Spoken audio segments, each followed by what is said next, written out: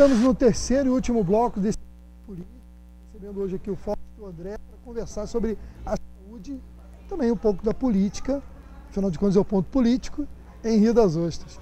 A gente falava no bloco anterior sobre os problemas da saúde, a gente conversava aqui, você falava, André, eu vou começar dessa vez pelo André, sobre humanização no atendimento, né? Isso é uma coisa que fere muito o paciente, né? O paciente muitas vezes ele se sente um número, né? Muitas vezes uma coisa, você colocou muito bem, Fausto, ele não se sente um ser humano sendo atendido. E lógico que, eu acho que aí tem que se fazer um adendo, temos excelentes profissionais na área de saúde em todos os municípios, mas o sistema às vezes leva a esse lado, até pelo descuido dos governantes com aqueles que são responsáveis por agir na saúde, que são os enfermeiros, os médicos, os atendentes. Verdade. O que a gente encontra com a relação à humanização é a gente tem que também buscar a satisfação de quem está trabalhando, de quem está atrás do balcão. Porque aquela pessoa que faz o primeiro contato, ela é primordial para acontecer isso que você está falando, né? Que é o primeiro atendimento. Em alguns locais colocam como um acolhimento. Eu trabalhei também, tive a oportunidade de trabalhar em Macaé, lá se coloca muito como um acolhimento. De uma forma ou de outra, é muito importante a gente frisar bem que humanização só existe com satisfação. É uma troca, não é verdade? Então a gente precisa entender que nem sempre o funcionário vai estar satisfeito com as condições de trabalho também. E isso agora está ocorrendo muito no nosso município. Ele também está com as contas atrasadas. A gente vive uma situação no país político-econômica, né, bem desfavorável. Você pega os funcionários aqui sofrendo uma pressão muito grande, Maurício, que é com relação à carga horária.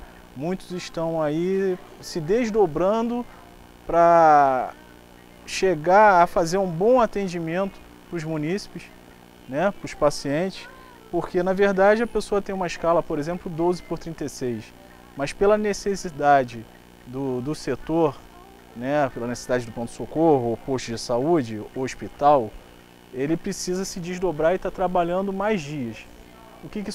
O que acontece com isso? Ele sai do lar dele, né? Ele fica longe dos seus familiares, coisa que ele já estava acostumado. Então isso tudo tem que ser levado em conta. E isso acontece por quê? Falta de planejamento. A gente vê que existe uma política de aperfeiçoamento profissional, de capacitação profissional, né, André? Exato. E cabe frisar, Maurício, sem nenhuma demagogia, falamos em relação ao município porque conhecemos a realidade do município. Só não está pior exatamente por conta do profissionalismo do pessoal da área de saúde, né, André? Isso em Rio das Ostras. Porque nós conhecemos essa realidade de vivê-la, de vivenciá-la. Nós estamos falando aqui de números, de estatísticas, aquela regra fria, né? Não. A gente vê o desdobramento do profissional que muitas das vezes, numa carga horária ali desumana, ela consegue ainda fazer um atendimento, um deslocamento, muitas das vezes para lugares onde nós não temos aquela clínica médica, aquela especialidade, especialização, como né? No Além Paraíba, nós temos, Além Paraíba, nós temos o deslocamento de funcionários do Instituto Coração. Tem, também tem para Itaperuna, muitas vezes vão para Itaperuna. Exatamente, então a gente vê o profissional se desdobrando, se doando, por conta exatamente dessa humanização, né? Ele se coloca na condição do paciente para ajudá-lo. Então, nós podemos afirmar, Maurício, que só não está pior por conta exatamente dessa humanização, né? Desse profissionalismo que acaba imperando nessa relação. Uma coisa que eu gostaria da opinião de vocês rapidamente é o seguinte: há uma expectativa em Rio das Ostras até hoje sobre a UPA, que está lá pronta, teoricamente, e até hoje não abriu. Mas a UPA, ela se transformou em vários municípios numa armadilha. Vou falar aqui o André, não sei se o André vai. Eu vou te pegar, por exemplo, 2 municípios que a gente abrange pela TVA. Teresópolis e Nova Friburgo.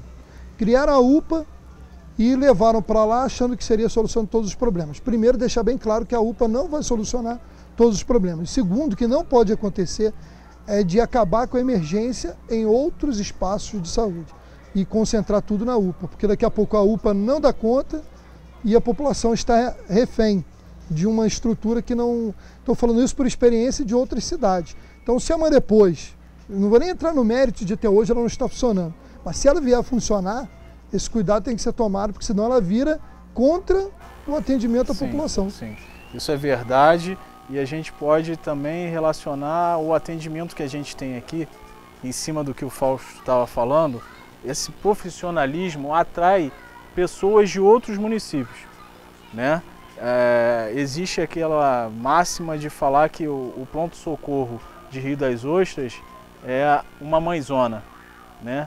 Porque ela abraça os outros municípios da região, né? A gente tem atendimento de pessoas de Cabo Frio, de Macaé, inclusive, vem para cá. Quando você coloca a questão da UPA, pode acontecer realmente um grave problema. O que acontece é o seguinte: vai ter um deslocamento maior das pessoas, que já sabe que a qualidade do nosso atendimento no município é boa, temos bons profissionais, sabendo que existe uma UPA, com certeza elas vão procurar a UPA, tendo em vista que nós temos UPAs nas regiões aqui que não tem um bom atendimento.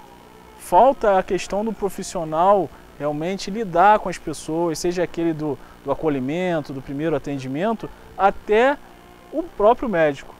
A gente vê, isso são reclamações diárias das pessoas reclamando disso. E a questão nem da saúde conta às vezes muito, que a pessoa às vezes vem procurar realmente, aí já entra numa questão psicológica, né, que eu não vou adentrar muito nessa questão, mas a pessoa, ela às vezes procura a saúde para ser bem acolhida, para ser bem atendida e nem por uma questão mesmo de doença. De saúde física. De saúde, né? Física, verdade. A UPA ela vem, na verdade, maquiar um atendimento que poderia ser feito no próprio no município, com um alargamento, com as extensões, com dos próprios UBSs, porque nós temos os convênios capazes de gerar isso, né? Nem sempre uma construção, que às vezes lhe falta uma área adequada, mas a gente pode fazer uma extensão de uma unidade base de saúde, né? Através do convênio. Mas voltamos àquela percepção de que o gestor público, né, o político público, o político, melhor dizendo, ele tem aquela ideia imediatista, ele não pensa a médio e a longo prazo. E quem sofre, obviamente, é a população com essa falta de profissionais capazes na política para gerir a coisa pública. É verdade. Agora, bom, nós vamos nos aproximando já da metade final aí desse último bloco e eu gostaria de voltar um pouco. A gente conversou sobre saúde e nós vamos ter outras oportunidades para aprofundar um pouco mais esse debate sobre saúde também aqui no Ponto Político, que a gente entende, né, Fausto, como você colocou muito bem, a importância da saúde. Hoje, talvez seja o segmento do setor público brasileiro, porque a gente pode falar brasileiro, porque desde o governo federal, passando pelo Estado, aos municípios, mais carente. A gente sabe que não se faz um grande país sem educação. Você fala em falência da saúde pública do Brasil, né, Maurício? A gente sabe que a educação é fundamental, mas a educação... Você não pode educar quem está doente. Exatamente. Ela tem que ser uma das prioridades, mas hoje, para um país que está doente, vamos dizer assim, a gente tem que primeiro ver a saúde, né? As duas têm que caminhar juntas, e dá para isso. Aí a questão, né, Fausto, de gestão. Eu acho que todo governante, quando assume, diz que saúde e educação são suas prioridades. Mas o difícil é colocar isso na prática. Ele acaba levantando uma bandeira política ali, por uma questão de campanha, né? E acaba não cumprindo porque lhe falta a competência para gerir isso. Vontade política, os recursos tem. Os recursos têm, né? Vontade política, não precisa nem ser boa, não precisa nem adjetivar, ser boa à vontade. É só ter vontade para fazer. Agora, eu costumo dizer, Maurício, que vontade ela precisa estar associada com competência para o gestor público. porque você pode ter boa vontade de fazer algo, mas não saber como fazer aquilo. E a competência ela vem ser indissociável da vontade para você poder gerir a coisa pública, né? Bom, André, eu quero desde já agradecer a sua participação e a gente com certeza vai bater outros papos sobre a saúde. Você queria algum último recado, assim, né, já chegando próximo ao final do programa, sobre essa questão de saúde específica nesse primeiro programa que a gente gravou? Bom, agradecer novamente o espaço e gostaria, aproveitando que a gente está com esse meio de comunicação, né, aproveitar e dizer, novamente como eu disse no início, que a gente tem que praticar o exercício democrático, ou seja, nós devemos questionar e nós devemos fiscalizar. Não adianta a gente também acreditar tudo somente no político ou acreditar naquela pessoa que está exercendo uma função pública, seja em qualquer tipo de órgão. Eu acho que o importante é a gente ter... A sociedade fazer a sua parte. Exato, essa consciência, que a sociedade tem que fazer a parte dela. É preciso porque o que a gente está vendo no Brasil é justamente aquelas pessoas que infelizmente reclamam, mas não fazem nada. Então não adianta você ficar no sofá da sua casa reclamando e não tomar atitudes, né? Não ir para a rua, você votou no vereador e no seu bairro você está vendo lixo na rua, você procure o seu vereador, você pede para ele fazer o trabalho dele, a competência dele, você procura o órgão da educação para cobrar. E, por exemplo, nós temos aqui, aproveitando, nós temos um colégio onde tem um esgoto a céu aberto na porta de um colégio em Rio das Ostras. Como nós podemos falar de saneamento básico, tratamento de zika, né, prevenção com as grávidas, se nós temos na porta de um colégio público um esgoto a céu aberto? É impossível. Agora, a população pula aquele esgoto a céu aberto, a população brinca, chamando que aquilo ali é um valão negro, entendeu? Então a gente tem que fazer a nossa parte. Infelizmente o Brasil está nessa situação, não é só porque nós temos políticos corruptos. Eu acho que a participação dos nossos cidadãos, enfim, eu acho que isso é muito importante. Fausto, também agradecendo esse primeiro bate-papo, nós teremos outros aqui no Ponto Político.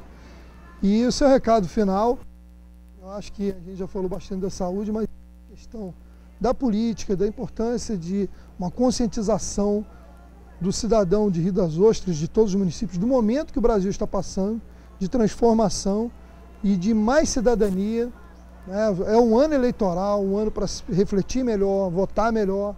Então tudo isso a gente espera que o cidadão de Rio das Ostras, o cidadão fluminense, no caso do estado do Rio de Janeiro, o cidadão brasileiro, exerçam nessa eleição de outubro.